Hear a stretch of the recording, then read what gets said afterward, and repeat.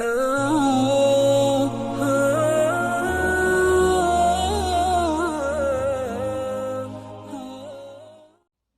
اللہ الرحمن الرحیم۔ ناظرین کرام، السلام علیکم ورحمۃ اللہ وبرکاتہ۔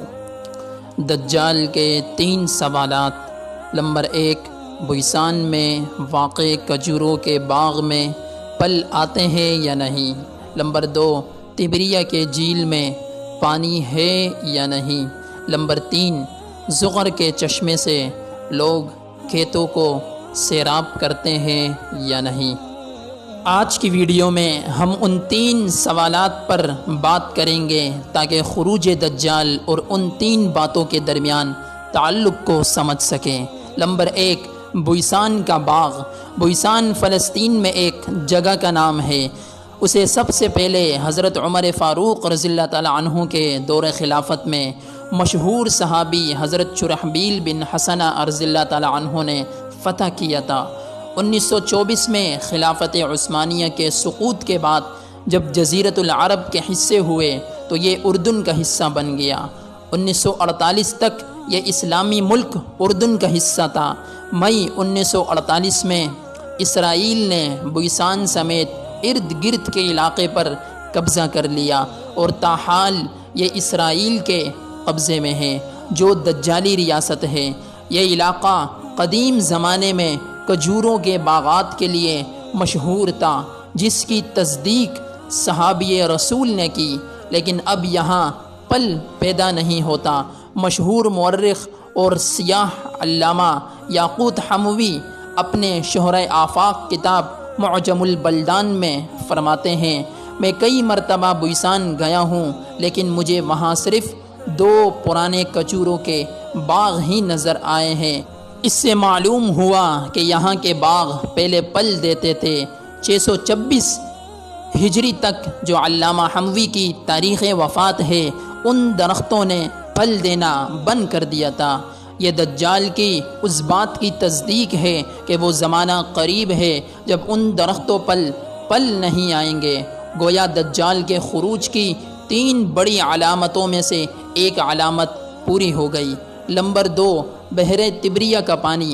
دجال کا دوسرا سوال یہ تھا کہ بحر تبریہ کا پانی خشک ہو چکا ہے یا نہیں۔ گویا اس پانی کے خشک ہونے کا دجال کے خروج سے ضرور کوئی تعلق ہے۔ بحر تبریہ اسرائیل کے شمال مشرق میں اردن کی سرحد کے قریب واقع ہے۔ اس کی لمبائی 23 کلومیٹر، زیادہ سے زیادہ چوڑائی 13 کلومیٹر اور انتہا 157 فٹ ہے۔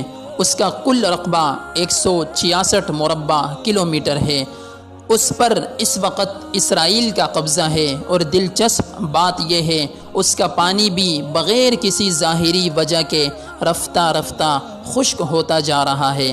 اسرائیلی حکومت خلیج عقبہ سے پانی کی پائپ لائنوں کے ذریعے یہاں پانی پہنچاتی ہے، لیکن بحر تبریہ کا پانی میٹھا اور سمندر کا پانی کڑوا ہے، اس لیے اسے میٹھا کرنے کے لیے بڑے بڑے پلانٹ نصب کرنے پڑ رہے ہیں، جس سے بڑے پیمانے پر اخراجات آتے ہیں۔ بحر تبریہ کے خشک ہوتے ساحلوں کی تصاویر کئی سالوں پہلے ان کالموں کے ساتھ شائع ہو چکی ہے۔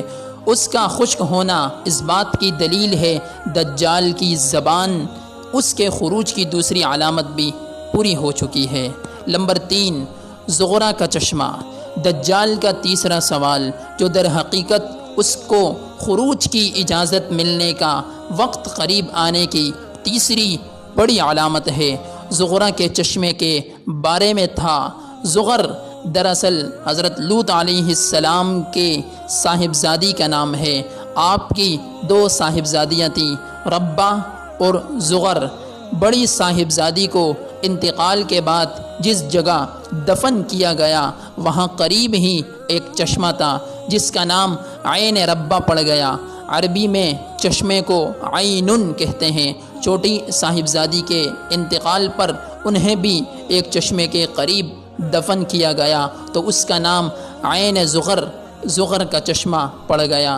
یہ جگہ بھی اسرائیل ہی میں بحر مردار یعنی ڈیڈ سی کے مشرق میں ہے۔ دجال کی تفشیش اور تجسس کے عین مطابق یہ تیسری جگہ بھی اسرائیل میں واقع ہے، اور اس کا پانی پوری طرح خشک ہوتے ہی دجال کو خروج کی اجازت مل جائے گی۔ ناظرین کرام، یہ تھی ہماری آج کی ویڈیو۔ مزید ویڈیوز کو دیکھنے کے لیے ہمارے چینل کو سبسکرائب کریں۔ جزاک اللہ۔